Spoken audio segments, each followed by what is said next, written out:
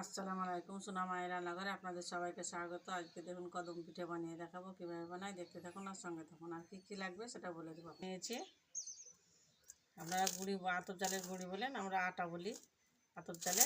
আর নিয়েছি নারকেল কুড়ানো, খেজুর ভিড়ে নিয়েছি, কিশমিশ চাল নিয়েছি, 1 বাটি নারকেল কুড়ানো নিয়েছি, দিয়ে দেবো। 1 বাটি খেজুর ভিড়ে নিয়েছি, দিয়ে দেবো। তবে লেড়ে চেড়ে একটু পাক দিয়ে নেব। হয়ে গেছে, তুলে নেব।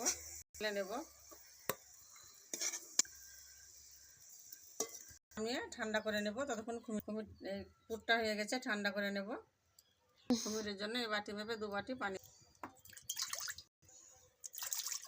1/2 চামচ লবণ নিয়েছি, দিয়ে দেবো। হয়ে গেছে, কুমিরটা করে বাটি মেপে 2 বাটি পানি দিয়েছি, 1.5 বাটি আটা দিয়ে দেবো। চলে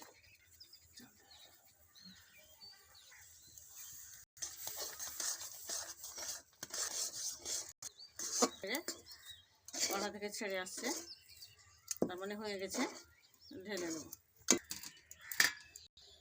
পেঁয়াজে ভাপ উঠছে, এই অবস্থাতে মেখে নিতে হবে, না তো ধন শক্ত দানা দানা হয়ে যাবে।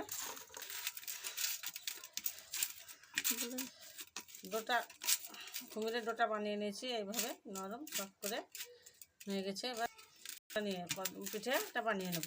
লেচিটা কেটে নেব,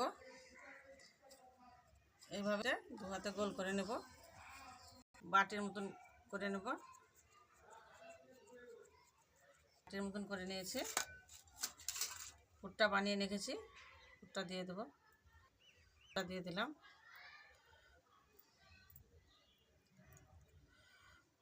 এইভাবে মুখটা বুঝে নেব,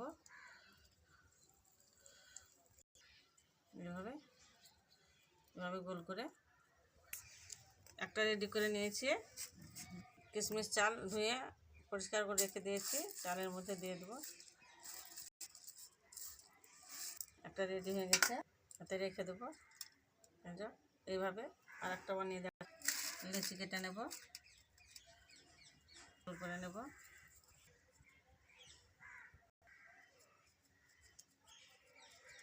কত সহজ বন্ধুরা কদম পিঠেটা।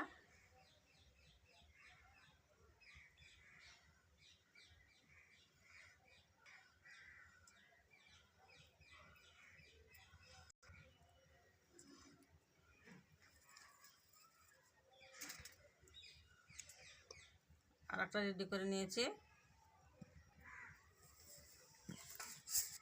আবার চালটা গায়ে লাগিয়ে নেব। রেডি হয়ে গেছে, দুটো রেডি হয়ে এভাবে বানিয়ে নেব। রেডি করে নিয়েছি সবগুলো, আর এতে সাদা তেল বুলিয়ে দিয়েছি, চিপকে লেগে যাবে না সেই জন্য। এবার একটা একটা করে বসিয়ে থালার মধ্যে এভাবে বসিয়ে দেবো।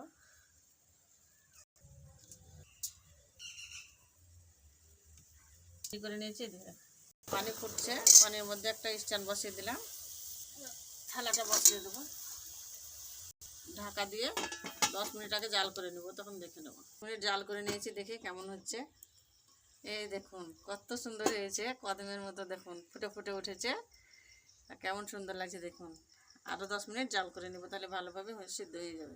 10 মিনিট পর কত দূর হলো, এই দেখুন কত সুন্দর হয়েছে। আর দেখতে দেখুন কত সুন্দর হয়েছে, আর সবগুলা চেড়ে চেড়ে উঠেছে, মাথা চেড়ে চেড়ে, দেখতে ভালো লাগছে।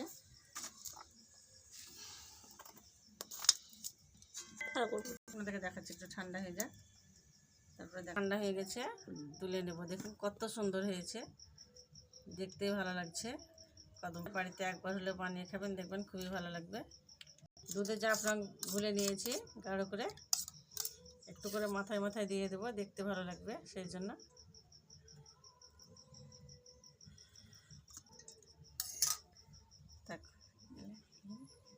কত সুন্দর হয়েছে কদম পিঠেটা, দেখতে কত সুন্দর লাগছে দেখুন।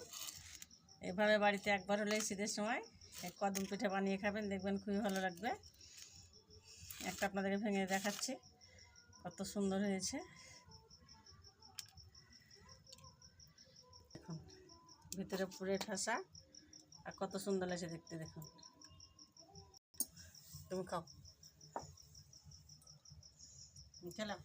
পিঠাটা কেমন লাগলো, কদম পিঠাটা ভালো লাগলে অবশ্যই লাইক কমেন্ট শেয়ার করবেন। আমার সোনামায়ের রান্নাঘর পেতে সাবস্ক্রাইব করে দেবেন। আমার পাশে থাকবেন আর আমার লেগে দোয়া করবেন আর অনেক অনেক শেয়ার করে দেবেন।